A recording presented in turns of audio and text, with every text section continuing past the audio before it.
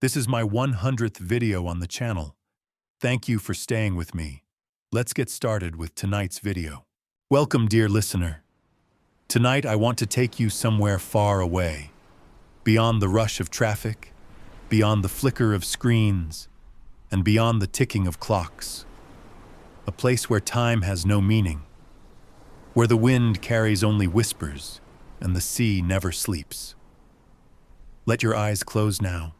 Let your breath slow. Inhale and exhale. You are about to drift to the edge of the map, to a place few have ever seen, a place wrapped in mist, kissed by salt, and guarded by the tides. This is the story of the lighthouse at the end of the world. Long ago, at the furthest tip of an ancient coast, there stood a lighthouse. It was tall and thin, made of stone carved from the cliffs below it. Worn by the wind, bleached by sun, and stained with salt. No path led to it, only a narrow, forgotten road overgrown with moss and time. Most maps no longer showed this place, and most sailors didn't believe it was real. But those who dreamed deeply enough, those who listened closely to the whispers in waves, knew the truth. Someone lived there. But this place, this edge of the world, was not just a dot on a map. It was a feeling. It was a breath held in the lungs of the earth. A silence so deep it pressed softly against the skin, like velvet darkness before the dawn. The road leading to it wound like a memory. First gravel, then stone, then dirt, until it was nothing more than a suggestion beneath your feet. Trees leaned inward as if to whisper secrets. The air turned cooler. The sun dimmed beneath thick clouds, and a soft, briny mist began to gather in the hollows of the land. Birdsong faded, replaced by gulls gliding silently above. Somewhere in the distance, waves broke against rocks in a steady rhythm. It wasn't loud. It was the sound of something eternal, something unchanged by time.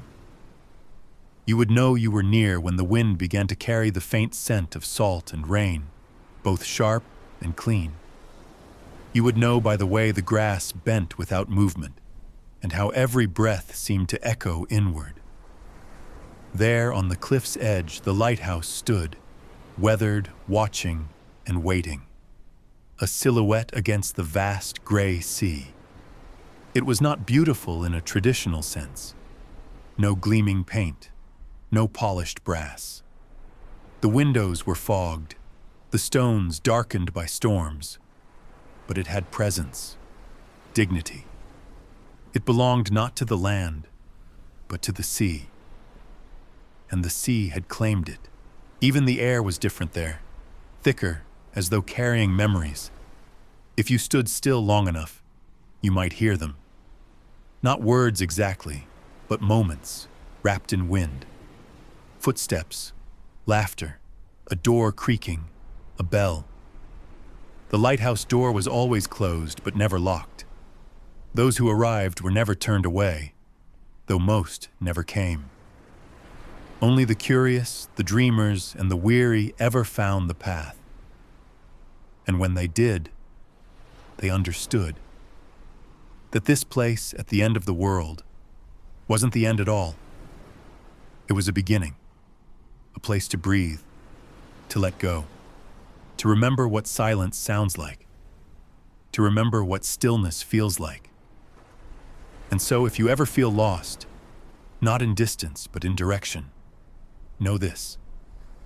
There is a lighthouse waiting, where the land stops and the sea starts, where time becomes something softer, where light shines not to be seen, but to be felt. Close your eyes now. Let the waves carry you. Let the wind cradle your thoughts. You are already on the path. And the lighthouse is already waiting. There is something deeply comforting about arriving at a place that has waited a very long time for you. You may not realize it at first. You might step through the threshold without ceremony, without announcement, thinking it was simply your feet that brought you here. But this place, this faraway lighthouse, has been listening for you. Every gust of wind that swept over the cliffs carried whispers of your name. Every tide that rose and fell was a measure of your approach. The sea does not hurry, and neither do the places it guards. The lighthouse has stood, patient and proud, for years uncounted, for dreamers unnumbered. Some say the lighthouse marks the border between the waking world and the land of rest. That just beyond its steady light lies a vast sea made not of water, but of dreams. The old stories say that when the world forgets you, this place remembers. When noise surrounds you, it offers hush. And when you are ready to sleep, not just to close your eyes, but truly rest, the lighthouse is lit. The cliffs it stands upon are not cliffs you'll find in any atlas. They rise not from rock and earth, but from memory, time, and the parts of yourself you set down long ago and forgot to pick back up. This place exists between moments, between heartbeats, between the crashing of a wave and the retreat of foam. And so, as you walk the path in your mind, following the soft pull of the ocean breeze, let the images begin to sharpen. Let the salt settle on your tongue. Let your body begin to soften into sleep. You step onto stones warmed by day's end sun. The sky above you is streaked with gentle lavender and gold, and gulls pass overhead in silent flight. The wind carries the clean, ancient scent of brine and driftwood, and your footfalls are met with the sound of distant surf, the kind of sound that feels like it's always been playing somewhere, just beneath the surface of your thoughts.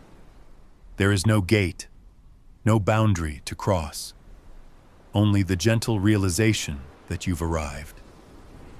The lighthouse rises before you like a memory returning, not dramatic, not blinding, just inevitable, like breath, like nightfall.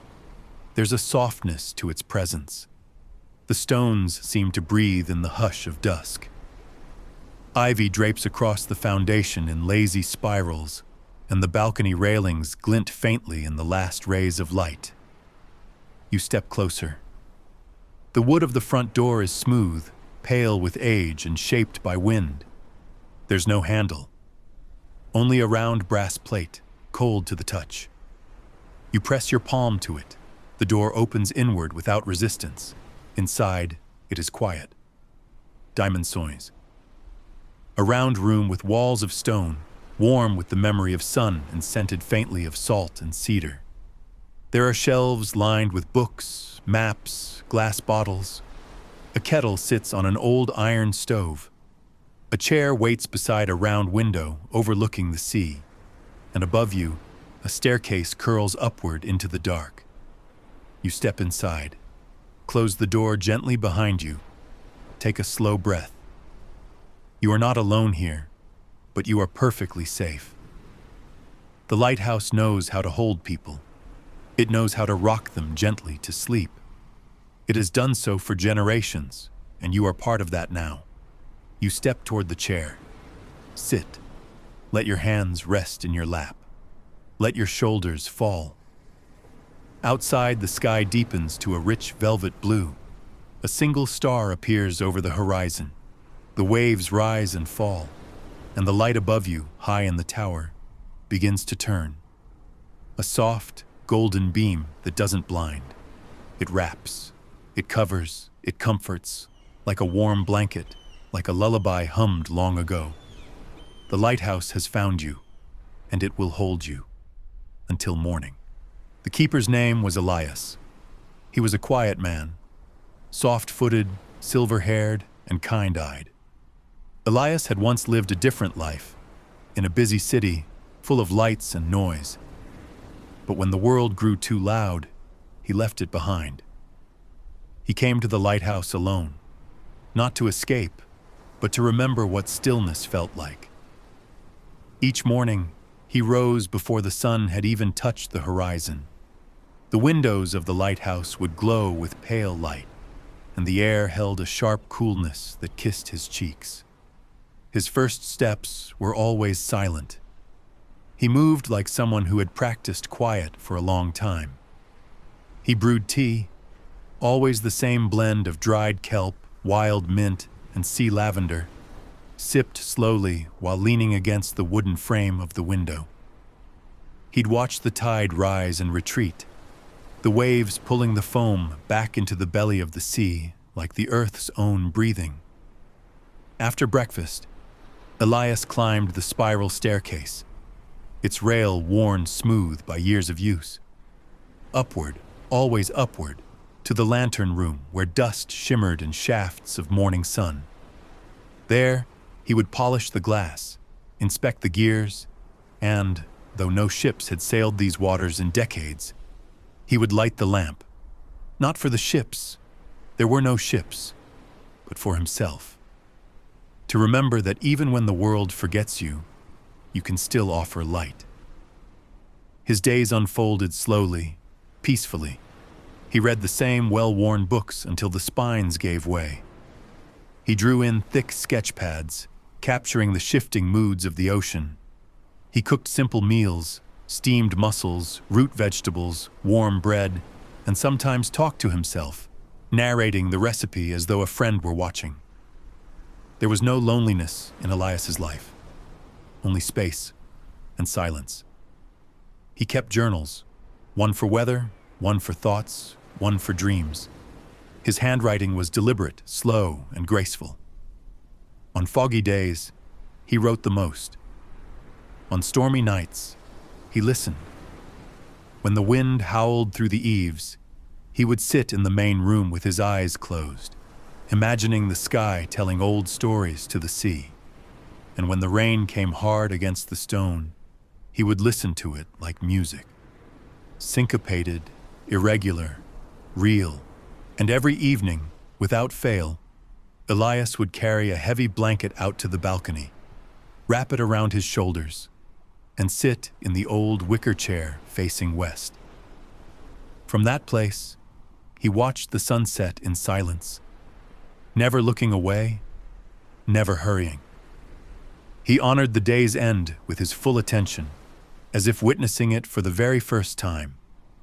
But one evening, as orange turned to indigo, Elias saw something new, a light, far on the horizon, blinking once then again.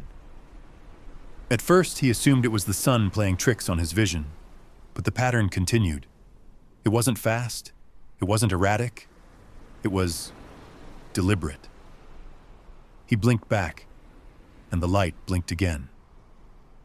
Elias stayed seated long after darkness fell, his eyes fixed on that thin, glowing pulse, until it was swallowed by mist and memory.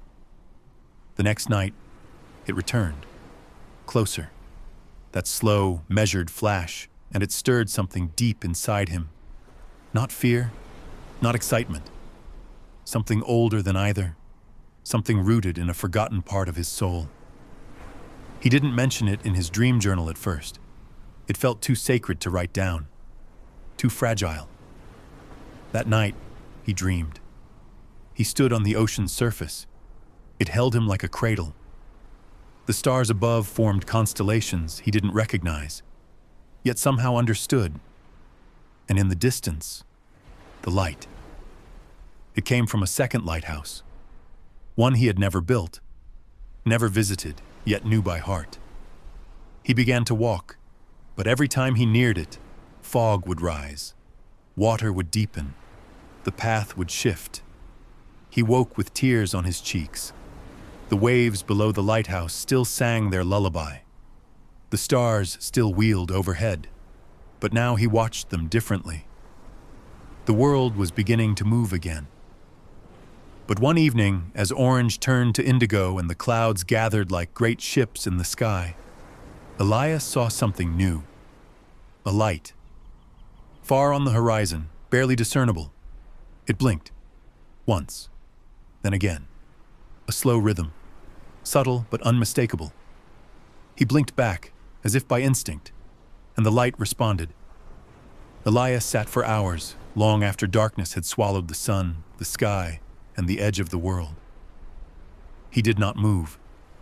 The soft blanket remained around his shoulders, and the salt air curled in his hair like the breath of some sleeping giant. His eyes, however, remained fixed. The light blinked again, then was gone. The following evening, Elias returned to the balcony with his blanket and tea, watching the horizon with the quiet reverence of a man who had seen something sacred. Again, the light returned, and it was closer. It blinked, not urgently, not erratically, but as if it were breathing, calling, not with desperation but with trust. In the days that followed, Elias's routine changed, only slightly. He moved through the same rituals, brewed the same tea, and wrote in the same journals. But he felt a shift inside, a gravity drawing him towards something he could not name. The light came every night, always at twilight, always pulsing with that soft, deliberate cadence. He began to dream. In his dreams, Elias stood upon the surface of the ocean itself, but it did not sink beneath him or resist his weight. Instead, it held him, supported him, cradled him like a child. Above, stars shimmered in unfamiliar constellations, forming symbols he could not name but somehow understood. Around him, waves glowed with a faint blue hue, as if touched by moonlight even in sleep. And in the distance, always, always in the distance, there stood another lighthouse. It did not resemble his own. It was taller, broader, made of material that seemed to flicker and hum, as though carved from ancient light rather than stone. He tried to walk toward it, but fog would rise, water would deepen, wind would shift. He awoke each time just before reaching it. The next morning, he would stand on his balcony, watching the sea with new eyes, holding the dream gently in his chest, like a secret too precious to speak aloud. He did not write of it. Not yet. It felt too delicate, like a bird perched on his shoulder that might fly away if he moved too quickly. But deep inside, Elias knew.